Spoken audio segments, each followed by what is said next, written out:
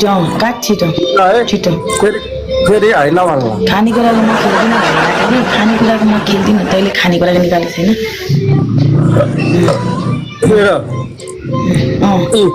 ओइ कहाँ भुइँमा भनेको माथि टाउकोदेखि खना भनेको भुइँमा आधी गइसक्यो आधी लिटर त गइसक्यो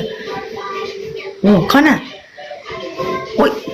छिटो हेर्छ हो खना खना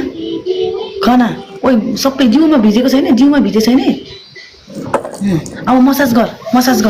अब मसाज गर जिउतिर पनि हो भित्रबाट हात छिराएर